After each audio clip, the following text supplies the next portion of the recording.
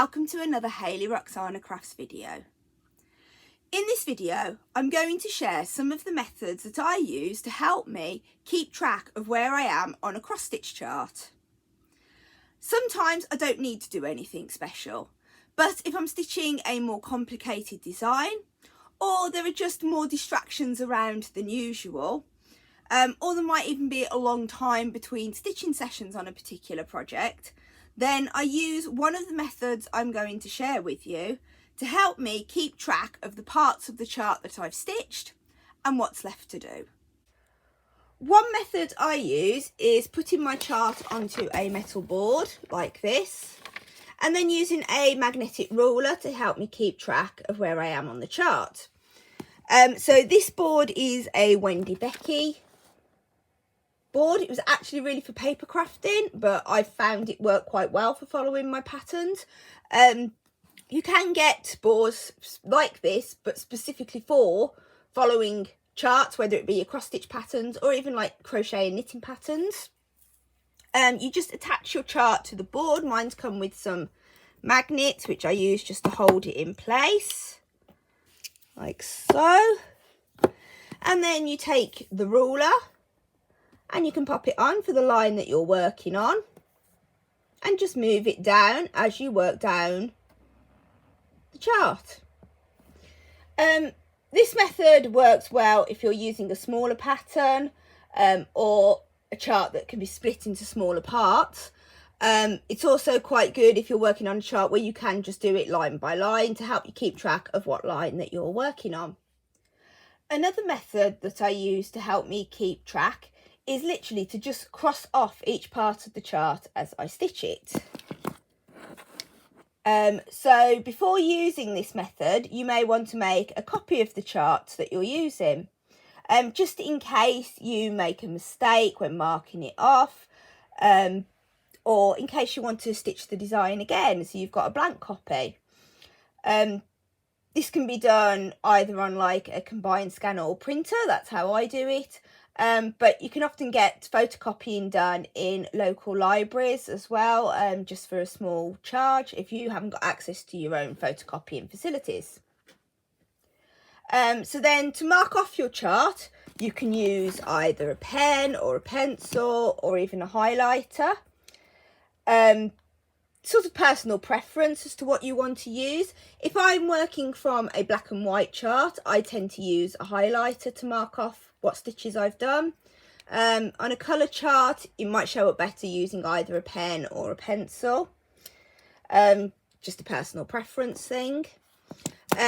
This method is quite handy if you're working on a chart that's got sort of confetti stitches. So a lot of stitches of a different colours, but in a small area, because then as you do each stitch, you can mark it off on the chart so that you know where you are and you don't re-stitch a stitch by accident and then end up having to do undoing on your chart.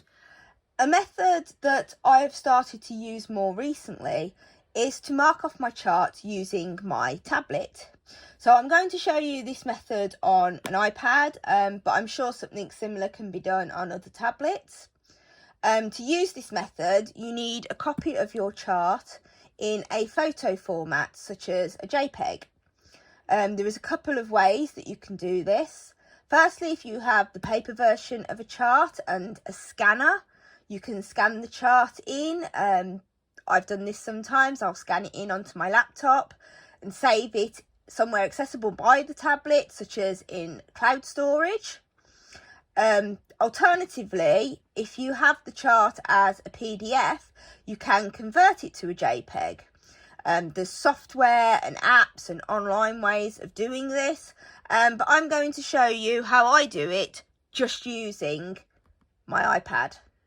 I have a PDF version of my castle hanging decoration chart saved on my cloud storage. So if I open that up on the tablet, there it is. Now to get this into the photo format, the JPEG, instead of being in a PDF, I can literally just take a screenshot of that image like so.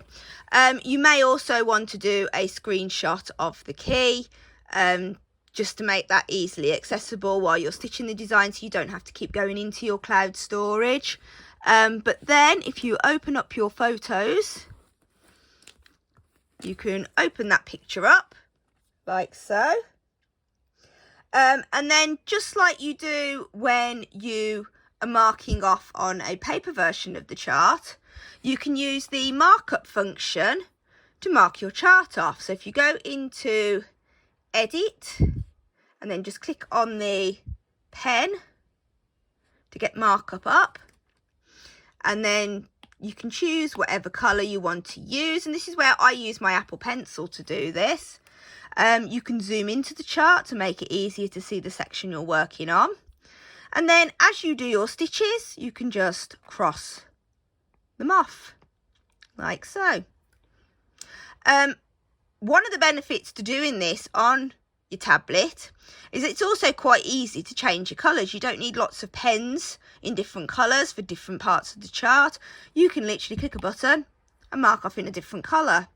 So it might be that on certain, especially using a coloured chart, certain colours, you might want a different colour on top. So if you were stitching, say, black stitches and all these squares were in black, you would be easier to see what you're marking off if you're using, say, a yellow.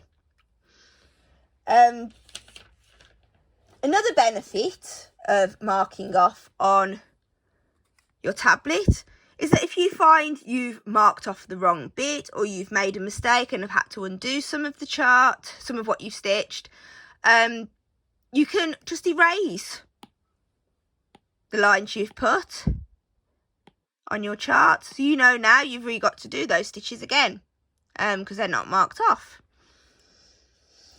And you haven't messed up your copy. You're not going to damage your chart by having to rub things out. So yeah, it does help with that. And then once you have finished stitching for the day, all you've got to do is click done twice, and that's now saved with the marked off stitches, ready to use the next time. And once you've completed the whole entire chart, you can just go into edit and click revert to original, and all the marks have vanished and you've got a clean copy of your chart that you can use again. You can also get apps for marking off your chart. Similar way to doing this. I've never actually used any of the apps because I just find the markup function in the photos is enough to help me keep track of where I am on a chart. I hope those methods give you some ideas of how you can keep track of your charts when cross-stitching. If you've got any other methods that you use that you'd like to share, please pop them in the comments below. And if you use any apps for keeping track of your charts and you wish to recommend them, pop those there too. If you've got any questions, please ask away and I'll do my best to answer them. And that's everything for this time. Thank you for watching, and I'll see you in my next video. Bye!